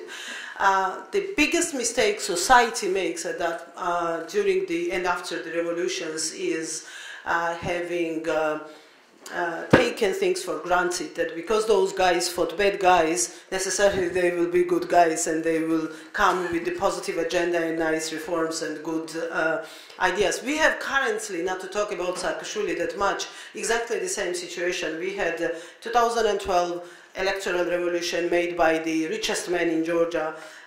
His income or whatever assets or property he has is like 3 times more than the national budget is. He served as the prime minister for a year, then he resigned. But there is a strong belief in a country that effectively he is the one who runs the country. We have the weekly corruption scandals out on the media now for the last 6 months, I would say. And the main argument on the part of the supporters of the ruling party is that, come on, the guy has more money than this country's budget altogether for 30 years ever had. Why does he need to be part of the corruption? And this kind of attitude that you take things for granted, that you believe in, and necessarily believe that then this what you believe in should be state policy, and that's why everybody else is crazy who says something different, is what spoils the situation, what spoils the leader as well, this kind of unconditional support for them. And then at the end of the day, obviously, is wrong for the country as well. So I think that we need, the problem of our societies is that we are still post-Soviet societies. We never managed to develop, and it's same true for Ukraine, unfortunately, as well. We never managed to develop political system, political structures that will be taking responsibility and be accountable and really feel this accountability towards the voters. As long as you believe that either you can buy votes or you can campaign against somebody and by this hatred generate the votes, or whatever is the reason for all the elections we ever had in our countries, it's not going to work. Because what an average Georgian citizen should have kept this current government accountable for? They never promised anything to them. There was no single promise delivered in 2012 by the, officially speaking, by the Georgian Dream. The only thing they promised was to get rid of Saakashvili. That was the main message. That was what generated people on the streets. That was the most popular idea. And yes, they got rid of Saakashvili. So every time you would, whatever during the electoral campaign, this leader or another leader was saying was not really important, because that was not the promise of an electoral revolution. The promise of the revolution was to have a fresh start. But what was this start? What were the components of this start? What it is that you were promising to do? There was a 12-point declaration of those 7 parties in coalition, which was a basically fundamental, basic principles of democracy. And that's it. So we basically said, regardless of our opinions, we agree that Georgia's Euro-Atlantic orientation will stay intact and all of us will be committed to this cause. Because in the coalition we had a party which is officially a pro-Russian party. So we needed this article in the coalition agreement to keep them out from whatever public statements they wanted to make. Then there was another about the privatization and liberal economic policies, again because there was a conservative party in the coalition which had a totally different idea, so there was an article on which we agreed all to. So there were only 12 articles of that kind of a very general principles, what the modern Georgian state should be built on. But there was nothing else. There was nothing about pension reform, for example, or social welfare, or health care, or education, or things that actually matter, and things for which people should be voting for during the elections. We never voted for those things. I don't know how it's in Ukraine. I believe you never voted for those things either. We go after men or women we like. Or we like because he hates the guy I hate as well. And he is capable of defeating that guy I hate the most. And this is the biggest mistake we make as a population, as voters. Well, if I start talking what mistakes the leaders are making, that's obviously endless talk, because at the end of the day it's kind of this cycle that, yes, on the one hand we say that we have bad politicians because these are the guys you are voting for, so don't complain. If you don't like them, don't vote for them and vote for someone else. But at the same time, these are the only politicians we have. So who the people are supposed to vote? This is the only option they have. These are 5, 6, whatever number of parties who are not even parties in terms of ideology. You never know in Georgia which party. There are only 2 parties actually in Georgia for all 30 years. I believe everybody will tell you what's their ideology. None of them ever were in power, none of them ever had any majority, but at least, and yeah, most people do not vote for them, but everybody in the country knows that, okay, here is the Labour Party, and it stands for its name, and really this ideology, everything is there, it's absolutely clear. And there is a Republican Party, which should be Democratic Party. If you look at the American way of naming those parties, it's a liberal party with a strong liberal agenda, and again, not many people vote for them, or nobody votes for them, but everybody knows that this is the Liberal Party. Other than those 2, you don't have political parties in Georgia. Nobody knows what they stand for. We have a ruling party, and I finish here, right now, which officially declared that they are becoming members, or they already became members of Social Democratic, European Social Democratic Party. And they fired the Prime Minister, chairman of the party, a year ago, for being right-wing reform politician. And they are left-wing party. And they had a chairman for 3 years, the guy who, after 3 years, they said, he was too right-wing, and with his right-wing reforms, he destroyed Georgian economy and did not create jobs, and this is why we fired him. And in the party, you have everybody, former communists, like the most liberal former NGO leaders, everybody in between, because we have history of ruling parties being in power rather than political parties being in power. We have the anecdote, and really I finish with this, it might explain the best. When Shevardnadze was creating his political party, there was a competition announced for a logo of the party, and all the architects and painters and whomever participated in it. There was a big exhibition, actually, very nice one. Lots of people were there, and there is this peasant from eastern Georgia who came to the entrance with a watermelon in his hand. And there was a security guy who said, it's not an anecdote, it's a real story, but it then turned into an anecdote. And then the security guy said, well, sorry man, it's an exhibition here, so it's not a market, you cannot bring a watermelon. And he said, well, I am bringing an exhibition exponent for the Shevardnadze's party. And the security guy asks, what do you mean? And he said, it's green from the outside, because Green Party joined Shevardnadze at that time, the former Prime Minister Zorab Joanias, you might have heard his name, who died very suspiciously after the Rose Revolution. His Green Party joined it. It's red inside because it was all former communists, including Shevardnadze himself, obviously. And there are some black holes because all the criminals also joined the party. So this is how every single ruling party in Georgia was composed of. Was he allowed to enter the exhibition? He was allowed to enter the exhibition because security guy thought that he had a legitimate cause to get in. Yeah, so I think this is what is wrong with us. No political system, no institutional stability. Look at the US. We can complain as much as we want about Trump's policies, but system is working. The attorneys appointed by the president are suing the same president in courts. It will never happen in Georgia, but at least not in my lifetime. I don't know how it will be after that. Tina, I'm afraid you unconsciously answered the question why things are going wrong in Hungary, Poland, and partially in the Czech Republic too. I would summarize like overly too big egos, cheap marketing, lack of positive agenda and weak opposition, weak institutions, or actually institutions being weakened on purpose, Yeah, on purpose. and actually the way the leaders instigate fear and anger among people in order to cover up the lack of positive agenda on their side. But I would like to turn to Mika now to elaborate on the mistakes that should be avoided in Armenia and whether you're ready to hold your leaders accountable soon enough. Thank you. I'll focus on Armenia's domestic politics because you mentioned Nagorno-Karabakh, but if we start talking about it, we'll need another 3 hours, so I'll focus on this. We can do another discussion. Next time. So, I think, the difference between Saakashvili and Pashinyan is Pashinyan can actually walk on water. So, okay, that was a joke, obviously. Since I'm not a politician, I can still do that, so I'm doing that. So,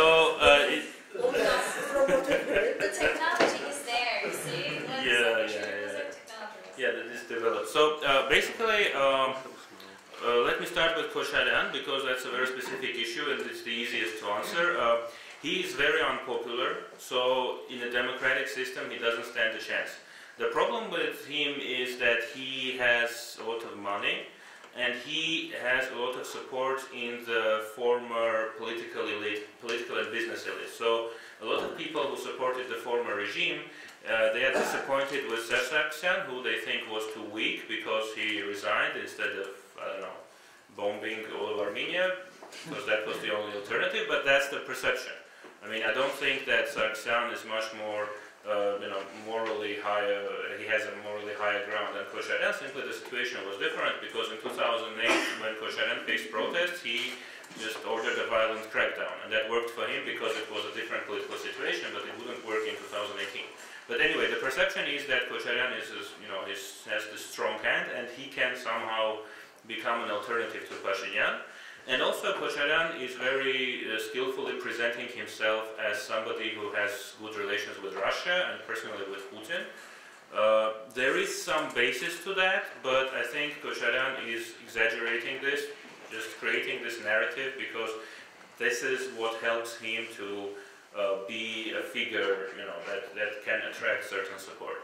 So I don't think he can, in realistic perspective, he can ever have a reasonable chance to come to power, but he can spoil a lot of things.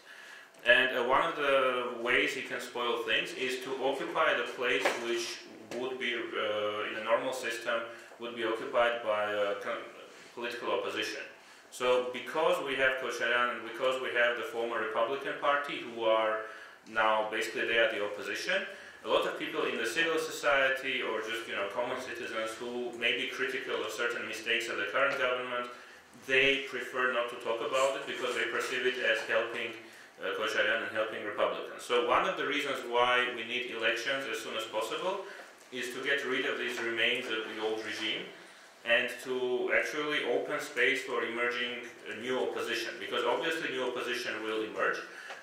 Nikol Pashinyan is very popular now. And partly this happened because of his role in what happened, partly because he personally he did a great job during the revolution days, and we were lucky that we had somebody like him as the head of the protest, because there were many mistakes which could have been done and he avoided doing these mistakes. But partly also he became a symbol for something new. He became a symbol of change, he became a symbol of this new movement, while Sargsyan, he became a symbol for everything that Armenians wanted to reject. So it was not just about rejecting one person and having another person. Both these people, they became symbols for, in case of Sargsyan, injustice, inequality, corruption, falsification of elections, etc. So people associate with Nikol Pashinyan freedom, democracy, human rights, anti-corruption, social justice, equality before the law, etc. But obviously if he starts deviating from this road, if he starts doing things that society finds unacceptable, his popularity will fall. And I think Armenia is so far has been, for 30 years we've experienced different levels of democracy. And in the recent couple of years, we were going toward a very consolidated authoritarian regime, but it was never a full authoritarian regime. So in this sense, I'm cautiously optimistic. Of course, there are many dangers that are there, and one of these dangers is that this new party of power can lose its feeling of reality and end up being euphoric. But so far, I think this has not happened, and so far we have, thinking about the examples you brought from Saakashvili's time, we have mostly avoided these mistakes, at least at this point. We did have a lot of arrests for a lot of cases of anti-corruption, arrests of former officials.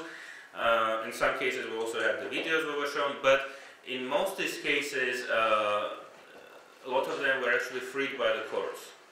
And some of them were given a temporary, now they have a house arrest, some of them gave I forgot what's the name in English, but when you give money and they were released on bail. Some of them were released altogether, some of them were arrested, so it's not the situation, as far as I remember in Georgia, basically if you were arrested, then you were convicted automatically. So this is not what is happening in Armenia. So there is, Pashinyan said from the very beginning that he was not going to call the judges, and of course there were some cases when members of his government were accused of doing that, but this was rather an exception rather than he himself was never involved in that, and what happened was rather an exception. The fact that Kocharyan is out of jail is another testimony of that. And recently, just yesterday, we had election in some local election, and in most cities where we had the election, the candidates from Pashinyan's party won. But in a city called Kapan, which is a quite important city, that have some industrial establishments there, the Pashinyan candidate lost, even though Pashinyan went there to campaign for him.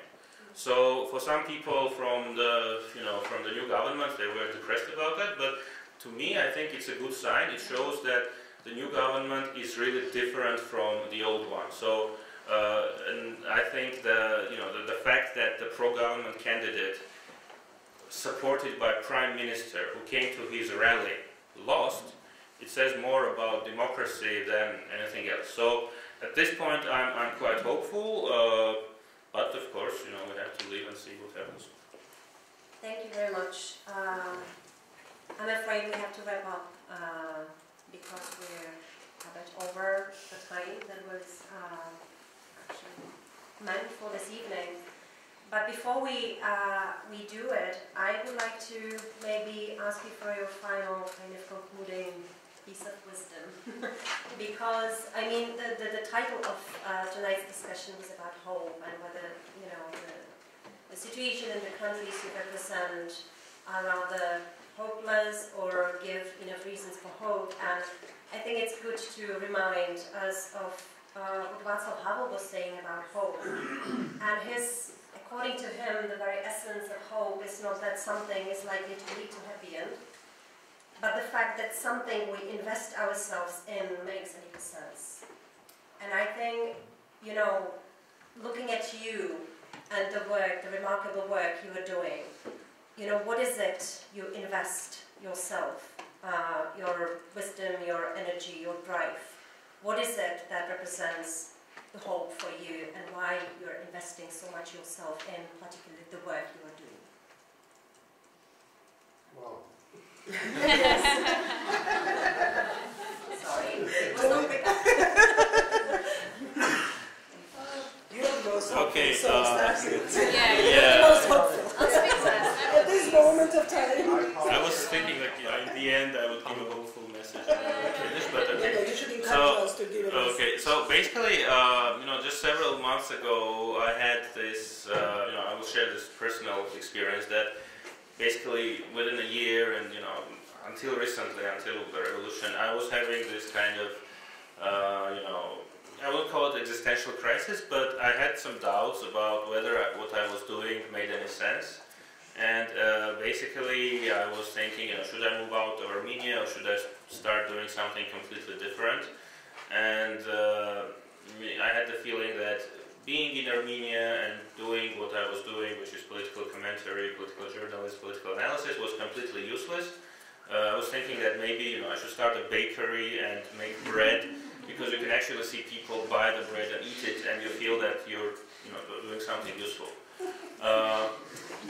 But then the revolution happened, and suddenly it all started making sense. It's as if all the time I spent. I think people from former Soviet Union, they know this question, which is in Russian it's valit или не valit, and it's the same in probably other places. So if you live in a former Soviet country, basically like half the time you spend about thinking, should I emigrate or not? And if you don't emigrate, then you spend half the time thinking, but I should have emigrated. So suddenly when I was there at the Republic Square, when they announced that Sargsyan had resigned, I mean it's a whole different story how that happened, but I won't go into that. But when I was there and I saw this happen, and I saw people around me cheering, and and I was there, I suddenly felt that it all made sense. This was the moment why I didn't emigrate. This was the moment why I was doing what I was doing. And I think it's not just me. I think everybody who was on the square, they had the same feeling. What will happen after that, we don't really know. But I think just those days of the revolution, which, the fact that we were there, and Armenia is a small country, so I think, this is a feeling which is quite universal for those people who live in Armenia. This changed the society tremendously. So even if we do have problems, of course we are going to have problems. Of course, not everything is going to go the way it's supposed to go. But this 1 month that we collectively lived through, I think it changed a lot, and I think it will give power to us to go on and to try to change things as much as we can. So don't lose your hope, and because the change can happen at every moment. That would be the message. Yeah. What about you? Well, we were hopeful so many times. And this feeling that we've just heard about standing in the middle of the crowd and being very extremely excited. A crowd even carried me once on their hands when I won the case in 2003, the electoral case against the Shevardnadze's party. And apparently it was live on the street, I did not know. And we walked out of the courtroom and they just physically carried me into the podium. So yes, we've been hopeful many times. But I think that the most important part in being whatever pessimistic you might be at one point of time is not to lose yourself in this whole hopefulness and pessimistic periods of your time, of your country, and know what is it that you do. The biggest disaster happens when you get this depression and decide that nothing will change anyway, and just go immigrate or just go home doing nothing. Yes, I'm not very optimistic about the immediate future of my country, I can say that honestly, but it does not mean that I'm going to just sit aside and look how somebody is energetically destroying whatever we still have built and not destroyed yet. Every day is a struggle, and every single day we need to fight for the cause that we believe in. Sometimes this cause is wrong. It happened after 20 years, you realize that that was not necessarily the best cause you were fighting for, but if we believe and if our beliefs are honest and are not caused by some artificially created arguments, then I think that it is worth fighting for. There were times when, well, as personal story was mentioned, I was physically attacked, I was physically beaten up in 2007, 2006. I was 8 months pregnant in 1999 when I was beaten by the chief of police in one of the police stations in Tbilisi, just because I knew my the guy under my defense was tortured and I was trying to enter the cell. But I think these worst moments are exactly the moments that generate more energy inside you and make you more confident that the cause you are fighting for is important and necessary and you should not give up. if we don't give up, then our states do have potential of change. They do proved many times that we have potential of change. Yes, it did not work perfectly well, but we do have a progress. We are very far away from 90s. We are very far away from before the Rose Revolution times or before the 2012 revolution times. We are moving ahead. Yes, not on the speed that we wish for. Yes, maybe not with the results that we want to see, but it is happening, and it is only because we've tried, and we are going to try every time that that will be there. So, well, yes, we have elections now. It's little time left, and there is not that much of a resource right now available to fight to the moment that defeat of both candidates, actually, from current or previous ruling party be absolutely for sure realistic at this moment. We don't know what will happen. Miracles happen, and this might be one of those miracles. But regardless who will be elected as president of Georgia, and even if it is the worst case scenario, I'm pretty sure that country will not just sit back and say that, oh, okay, well, she's the president or he's the president, and we have this horrible parliament, and we have the government for the first time in 30 years. Even I cannot give you the names of the ministers. And when I say even I cannot give you, it's only because I know basically everybody in the country who has ever made any statement in their life publicly, being a journalist or NGO activists or politicians or poets or composers, anybody. I know everybody, every single human being in the country who ever had any ambition of addressing public, and I don't know half of my government. I cannot give you the names of the ministers in my government right now. We never had a situation like that in Georgia. But again, this is exactly the biggest motivation for more success, for more work, for more activity, for more resistance. And I'm pretty sure that in 5 years, which is after the end of the term of this president, we will be in a better situation regardless of all the mistakes we will make and regardless of all the problems she will create. Because this is how life works. It does bring results at the end of the day, sometimes slowly, sometimes quickly, but it is there. We have a natural progress, and you cannot stop. And this woman here is, or you say she's not a woman, but I still say she's a woman, Sofia is the best proof of it. In 20 years, we will be shopping in shopping malls together with robots, probably, and that will be normal state of affairs. You won't be shopping. You will just be ordering everything online. Right, we will be ordering online, that is true. And that's the reality we are moving to, and I think that it naturally brings the progress and naturally brings a completely different future for us. We just the only thing we need to do is not to give up and not to depend only on hopes, but actually to work for those hopes to be realistic. Thank you, Tina. Arzu, what will be your concluding message? One of the folks I interviewed. This book writing has been so useful for this discussion. Really, I've been thinking of so many examples. But anyway, one of the persons I interviewed for the book ended the interview with this, and I want to quote: "We need to reinvent ourselves and ask ourselves, what is it that keeps us together? Is it an idea? And if yes, then is that idea bigger than us?"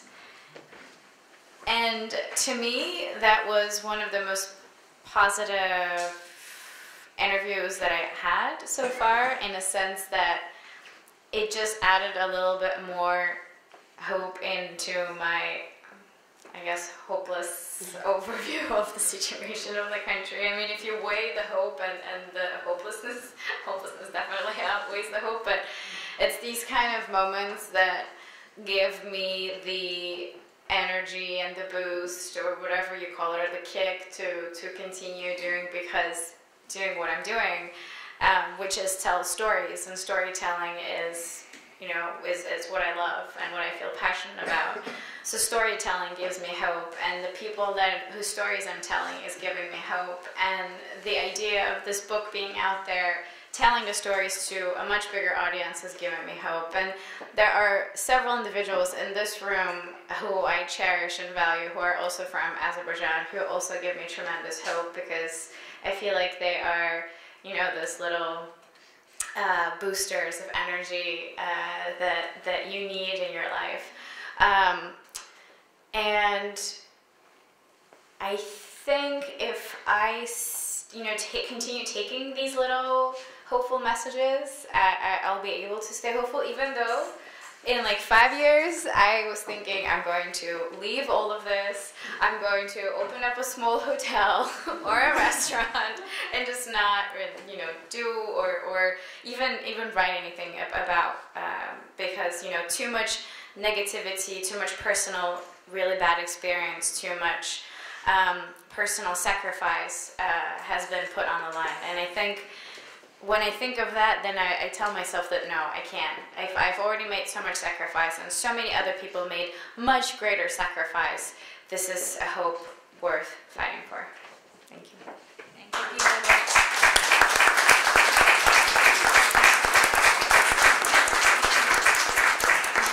I hope Arzu won't open a hotel. We hope Mika won't end up baking a bread. We hope Tina won't I'll go back to my profession and be lawyer again. Thank you very much. Thanks for your excellent presentations. Thanks for your questions, for being a great audience, and good night. Thank you.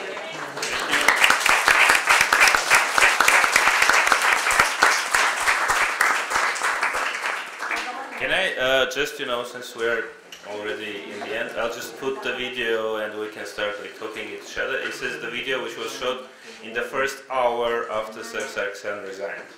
So you can just see the faces of people. For the whole.